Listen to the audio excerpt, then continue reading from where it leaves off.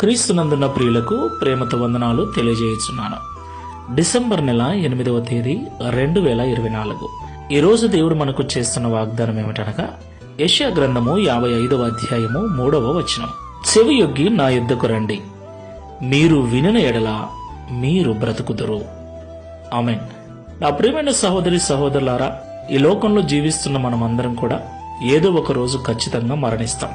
అయితే మనమందరము కూడా దేవుని యొద్దకు వచ్చి దేవుని మాటలు విన్నట్లయితే బ్రతుకుతాము అని దేవుడు వాగ్దానం చేస్తున్నాడు.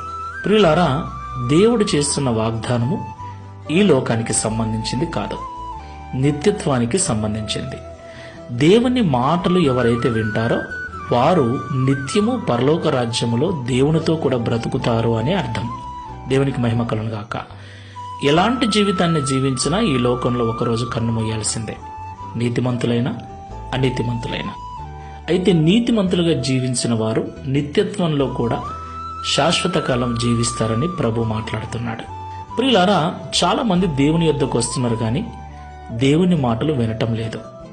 అదేంటి, ప్రతి ఆదివారం వింటున్నాం కదా, సెల్ ఫోన్లో వింటున్నాము కదా అని మీరు అడగొచ్చు. అవును, వినటము అంటే చెవులతో వినటం కాదు. వినటము అనే మాటకు నిజమైన అర్థం, విన్నాము అన్న మాటకు నిజమైన అర్థం ఏంటంటే దాని ప్రకారంగా జీవించటము అని అర్థం. దేవుని యొద్దకు రావటం, దేవుని మాటలు వినటము అంటే దేవుని మాటల ప్రకారంగా జీవించటం అని.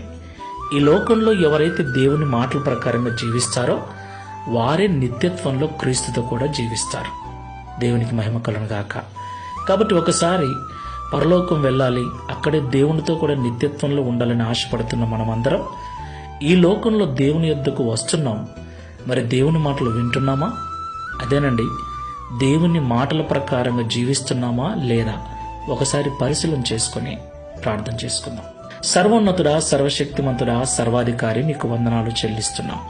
ఈ ఉదయకాల సమయంలో మాతో మాట్లాడిన ప్రతి మాటను బట్టి స్తోత్రాలనైనా.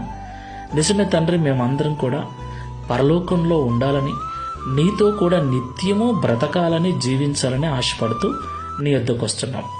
అయితే అలాగా మేము నీతో కూడా నిత్యత్వంలో జీవించాలంటే నీ యొద్దకు వస్తున్న మేము మీ మాటల ప్రకారంగా జీవించాలని మాతో మీరు మాట్లాడారు. అయ్యా, మేమందరం నీ యొద్దకు వస్తున్నాం, నీ మాటలు వింటున్నాం, కేవలము వింటున్నాం. విన్నంత మాత్రాన నీ రాజ్యము చేరమని, విన్న వాటి ప్రకారంగా జీవించినప్పుడే నిత్యత్వంలో మేము ఉంటామని మాతో మాట్లాడారు. ఈ ప్రార్థనలో ఏకీభవిస్తున్న మేమందరం కూడా నీ యొద్దకు వస్తూ నీ మాటలు వింటూ విన్న మాటల ప్రకారంగా జీవించే కృపను అనుగ్రహించమని, తద్వారా ఈ లోకం విడిచిన తర్వాత నీతో కూడా పరలోకంలో నిత్యత్వములో ఉండుటకు సహాయం చేయమని, ఈ దిన వాగ్దానమును మా అందరి జీవితంలో నెరవేర్చి మీ నామమును మహిమపరచుకొనమని యేసుక్రీస్తు వారి నామములో ప్రార్థిస్తున్నాము తండ్రి. Amen. Praise the lord. God bless you.